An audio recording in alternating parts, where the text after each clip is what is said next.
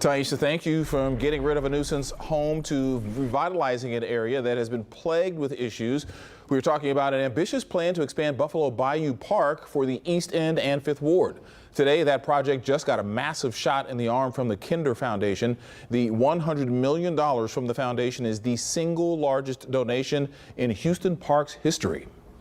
We've had major investments on the west side, and quite frankly, we've had major investments downtown. But when it comes to the greater East End, and when it comes to Fifth Ward, we have not had what I call transformational investment, transformational gifts given to the East Side and to the Fifth Ward, two underserved communities. Well, today, that has changed. We believe this is just transformational. It's going to revitalize this whole part of Houston. As far as next steps, members of the Houston City Council and the Harris County Commissioners Court will consider the project tomorrow and Wednesday.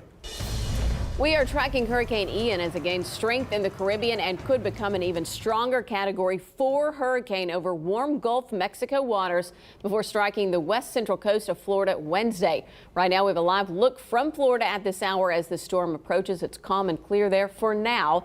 People in Florida, though, already bracing for the worst as this storm rapidly intensifies.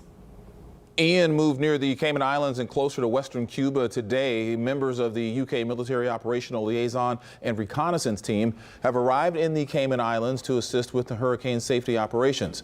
Supplies like plywood and sandbags were distributed, and the Cayman Islands Premier said, quote, "We must prepare for the worst and absolutely pray and hope for the best."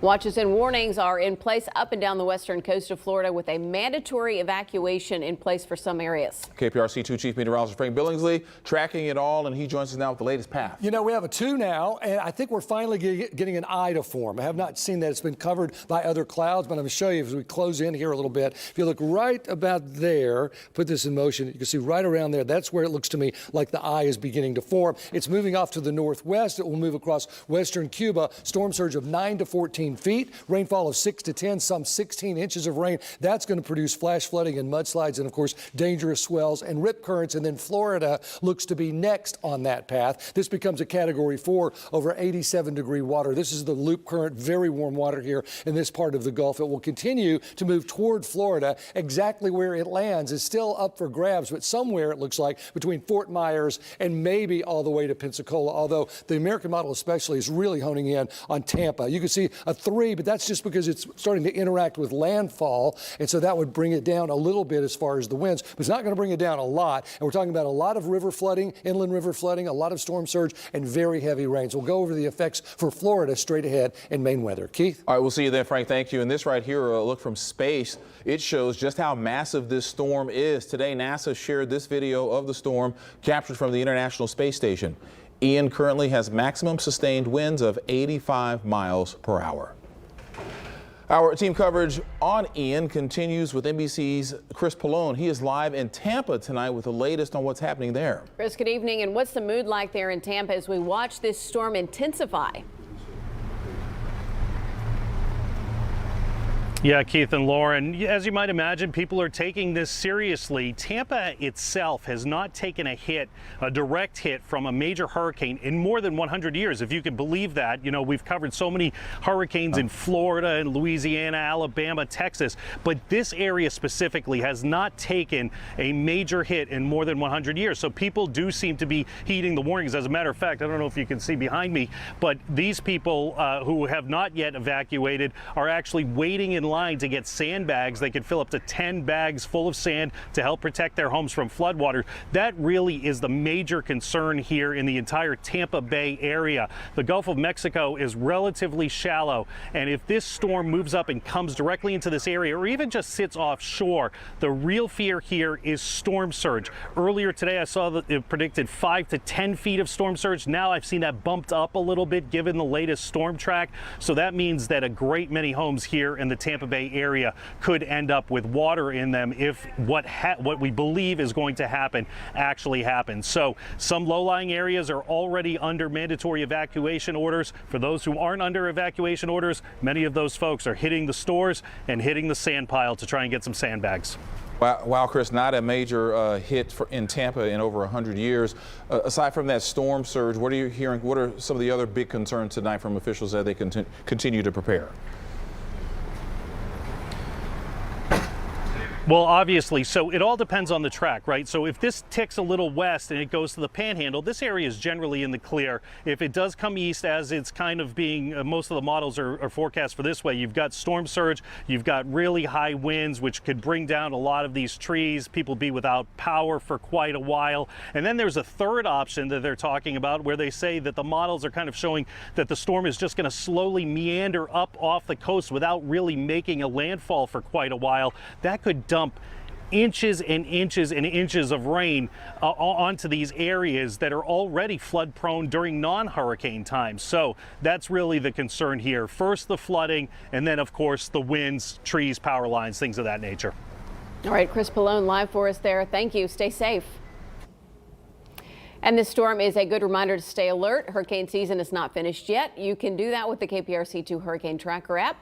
On it, you will find projected hurricane paths and also tracking charts. It's an interactive hurricane tracker map and survival checklist to plan and prepare for storms. And it's free. Just search KPRC in your Apple or Android app store. Gun control is a hot topic, not only here in Texas, but for the upcoming elections across the country as well. Tonight, team coverage. KPRC2's Syan Rhodes has the latest results from a new local poll on gun control. But we start with KPRC2's Mario Diaz and the details on Houston's gun buyback program. Mario.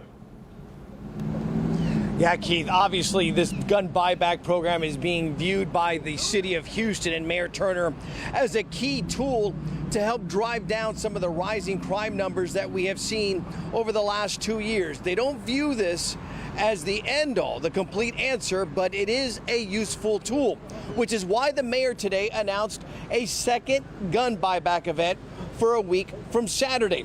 This one will be held on the city's west side at the Metro West Chase Park and Ride station, which is located in Alief.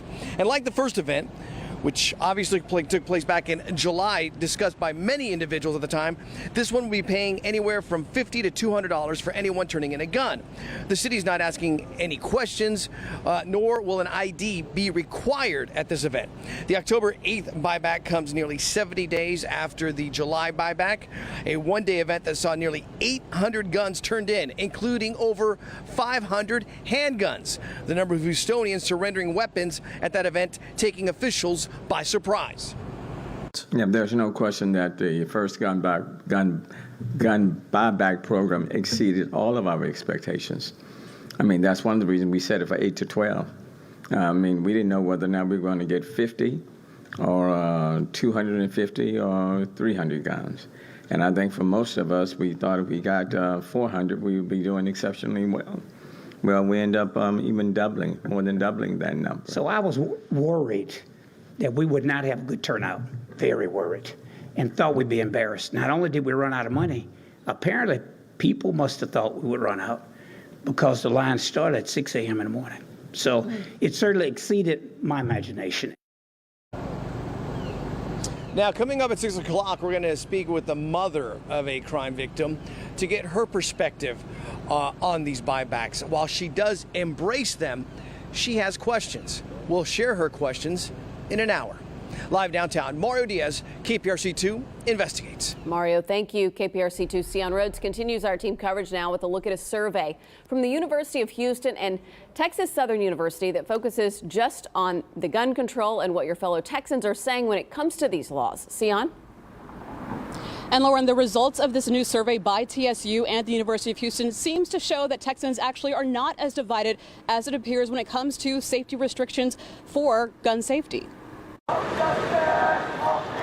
Despite heated debates about Second Amendment rights and gun safety in Texas, this new report from Texas Southern University and the University of Houston shows there is a consensus for change across the political divide. What we found was overwhelming support for many common sense gun reforms. In a survey conducted in August of 2,400 Texans, researchers found 80% support a ban on gun ownership for people under restraining orders for stalking or domestic abuse, including 74% of Republicans surveyed. 78% of Texans support universal background checks for gun buyers with no exception for gun shows or private sales, including 70% of Republicans. 74% of Texans support red flag laws, allowing judges to take guns from people who pose a threat to themselves or others, including 59% of Republicans. And 71% of Texans support raising the age to buy an assault rifle from 18 to 21, including 56% of Republicans. That latter reform, had it been in place in May, the shooter who killed 19 children and 2 teachers out in Uvalde may very well not have been able to purchase the assault rifle that he used for that massacre. Mark Jones with Rice University's Baker Institute is a contributor to the report. I think more than anything else what this study shows is that the Texas Republican Party, that is the elites in Austin,